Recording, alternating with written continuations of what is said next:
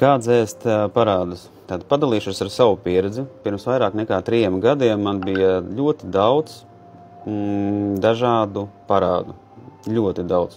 Man bija vairāk reāli kā 30,000, vairāk kā 30,000 parādu bez jebkāda seguma. Ar manu, teiksim, nula vērtību, ja saucamā. Un tad es piedzīvoju veģetīvās distonijas, tad es piedzīvoju ļoti daudz nepatīkamus stāvokļus, mirkļus, tāpēc, ka vienkārši vajadzēja pirkt kaut ko un nebija ko nopirkt. Vienkārši nav iespējams. Un kredīta maksājumi man bija reāli pilnībā uz kaut kādiem 1000–1500 eiro, lai es tikai visu nosaktu, lai visu dabūtu gatavu un pilnīgi nekā. Bez nekā, nulīts. Vienkārši tukša nauda izlietota man bija. Un tajā laikā es arī pazaudēju darbu, un man vienkārši bija jāsāk viss no sākuma, veidot savu uzņēmēju darbību tieši pirms paša Covida, ar vispār nekādiem ieguldījumiem. Un tad es vienkārši sāku to darīt. Tas bija ļoti sāpīgs un pamācošs periods, kas man lika daudz ko saprast gan par finansēm, kā viņas investēt, kā reāli veidot pirkumus, kā izvēlēties lietas, ko darīt, ļoti daudz ko pārskatīt un kā strādāt arī cilvēkiem. Pirmais sāku to, kad es iemācījos sākt izzināt cilvēku vajadzības, lai konkrēti tieši parādītu tās lietas, ko es viņiem varu piedāvāt, lai viņiem būtu patīkami kaut kā savu dienu uzlabot. Reāli es vienkārši sāku izrakstīt visas tās vajadzības, ko es varu otram cilvēkam iedot. Ar savu darbu, ar savām zināšanām, ar savu pieredzi, savu informāciju, ar visu pārējo. Tas bija viens.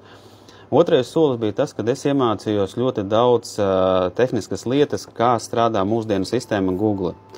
Kā strādā SEO vārdi, kā strādā atslēgas bildes, kā strādā video. Tāpēc es sāku ļoti daudz taisīt bildes, video, informēt sevi par to, ko es daru un kā es daru. Un es to piepildīju visu pilnībā. Pilns internets ar maniem video visādiem ir, kur es stāstu un dalos, kā es to esmu darījis. Nākošais solis bija tā, ka man bija iekšā ļoti daudz tādas zemapziņas programmas, tādas neapdomātas programmas, kad nauda tur ir slikta, ka naudu tur nevajag, ka nauda nav nepieciešama, kaut kādi gļuki, vienkārši stulbi gļuki reāli dzīves. Un tad, kad es nonācu, kad man nebija ko maksāt, es saprotu, ka tās manas iedomas ir nekorektas, nepareizas. Tikai tāpēc, ka es vienkārši sevi ļoti daudz ko apspiedu. Apspiedu darīt lietas, ko man gribējās darīt, bet ko es nedarīju dēļ tā, ka man galvā gudras lietas bija, bet viņas vienkārši nebija pareizā virzienā. Tad nākošais solis ir tā, kad izvērtēt skaidru un gaiši visus produktus, cik ātri es varu dabūt naudu ar savu ieguldīto laiku un resursu. Tātad bija tādi produkti, darbi, kuru es vienkārši darīju, un mana rentabilitāte bija nulle. Vienkārši nulle. Es vienkārši biju nostrādājies un rezultātu nekādu. Un tad es vienkārši nākošajā solī sāku visu automatizēt procesu tā darbības, lai es to naudu dabūju ļoti ātri un samērā viegli.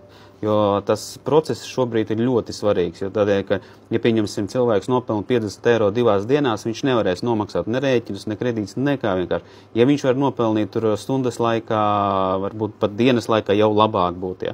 Ja viņš var nopelnīt 5 sekundēs, tas jau ir kaut kas pavisam cits, ja. Tāpēc ir ļoti svarīgi iztēloties un dabūt gatavu šo te savu iekšējo informāciju, kā savus produktus dabūt gatavus. Tad nākošais solis bija tā, ka ir jāsāk vienkārši fiziski atdot parādu kaut vai 50, 20 eiro, 100 eiro, vienkārši to, ka tu sāc nosakt, reāli sāc nosakt. 2 gada laikā es nosaku visus savus parādus, sapirku savas iekārtas, visas, dabūju rezerves, kas ir nepieciešams, lai tu justos mierīgāk. Tajā mirklī, kad es biju milzīgā stresā par naudu, es vienkārši to naudu vēl izmētāju ne tur, kur vajag, investēju ne tur, kur vajag, jo bieži vien ir tā, ka nauda jāinvestē tur, kur viņa nes vairāk šo labumu, kas viņa pelna. Naudai reāli ir jāpelna. Ja cilvēks to neņem vērā, tad īstenībā viņš ļoti daudz ko zaudē.